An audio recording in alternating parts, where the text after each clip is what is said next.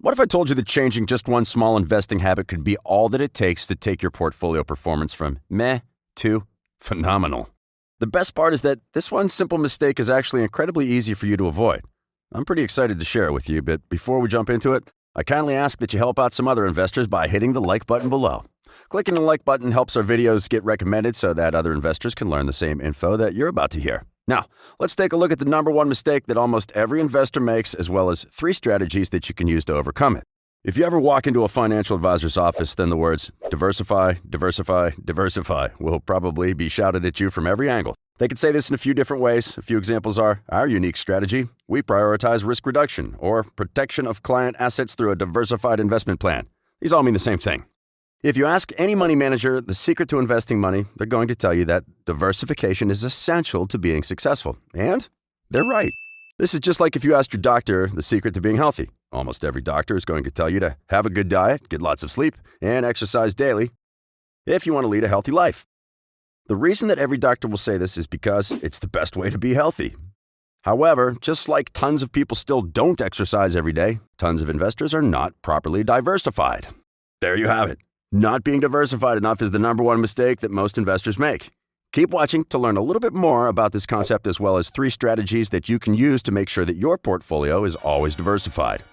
If you're new to investing, then you might not quite understand what we mean by diversification. Diversification is defined as the process of buying lots of different stocks or assets in order to reduce your risk. By owning lots of different stocks, your money is safely spread out over many different investments, and you will be protected in case one stock declines in value. One way that you can envision this concept is to imagine that you're a college graduate who is applying for a job. When you're just graduating from college, it makes much more sense to apply and interview for as many jobs as possible. It's just basic common sense that the more interviews you do, the better your chances of landing a job. If you interview at 10 different companies, then you could potentially get as many as 10 job offers. This gives you the security of knowing that you'll get hired, as well as the flexibility to choose the job that you like the most.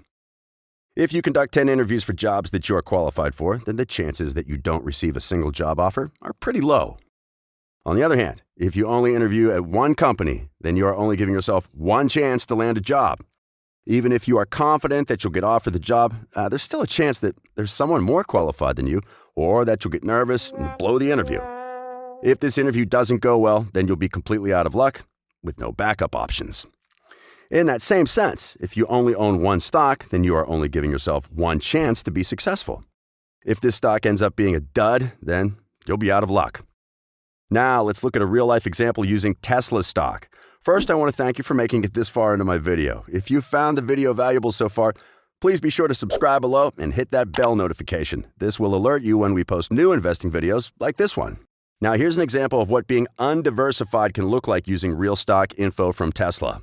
Let's say that you want to invest money in an incredibly successful company like Tesla. You got a $10,000 bonus in January of 2021 and decided to invest all $10,000 into Tesla. The price of Tesla stock was about $800 per share in January of 2021. However, over the next 5 months, the price of the stock dropped 30% to under $600 per share. You've lost $3,000 of your investment, and it's only worth about $7,000. Now, you're at a crossroads. Do you cut your losses and sell the stock? Or do you keep your money invested and risk the stock falling even further? For a hypothetical scenario like this, it's easy to just say you would hold the stock and wait for it to bounce back. But in reality, the pain of watching your money disappear every day might drive you to sell. There are also plenty of reasons to believe that the stock might continue to fall. Here are just 3 reasons why Tesla stock might keep falling. First, Tesla stock used to be worth just $90 before it had an incredible run in 2020. There's a chance it's incredibly overvalued and drops back to this range. If this happened, you would essentially lose all your money.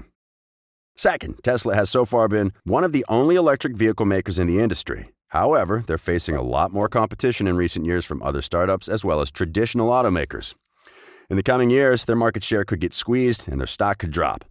Third, they have a notoriously erratic CEO. At any moment, he could make an announcement that drastically impacts Tesla's stock price. For example, he might say that he's stepping down from Tesla to focus on his space exploration startup SpaceX. These are all legitimate reasons that the price of Tesla could continue to slide and take your $10,000 investment with it. Does this mean that you made a bad decision by buying Tesla stock? Not at all. In fact, if you had bought Tesla in 2020 before the price shot up over 700%, then your investment would be worth over $70,000. In a nutshell, this is why buying a single stock is so risky. Single stocks can be incredibly volatile, and even if you are making the right decision, the wrong timing of the trade can ruin all of your returns. Instead of just buying into one stock, let's look at 3 strategies you can use instead. The first and easiest strategy to make sure that you are diversified enough is to buy an index fund. An index fund is a fund that contains many different stocks instead of just one. If buying a stock is like buying one piece of fruit, then an index fund is like buying a fruit cup. Instead of having an entire apple, you now have a few slices of an apple, watermelon, strawberry, and some pear. For example, you could buy a share of the Money Spy, which tracks the 500 largest companies in America. Since Tesla is a member of the S&P 500, you are still technically investing in Tesla by buying Money Spy. Index funds are great tools to use because they help keep you diversified. Since they track so many different stocks, their prices are way less volatile compared to single stocks. They're also known for slowly but consistently rising in value. They're so effective at protecting your money that Warren Buffett has called them one of the best ways for everyday investors to grow their money. The second strategy for diversifying your money is to make sure that you are buying different assets outside of just stocks. This is important because there are times when entire asset categories will all suffer. For example, when the coronavirus pandemic hit the United States, almost every single stock suffered drastically.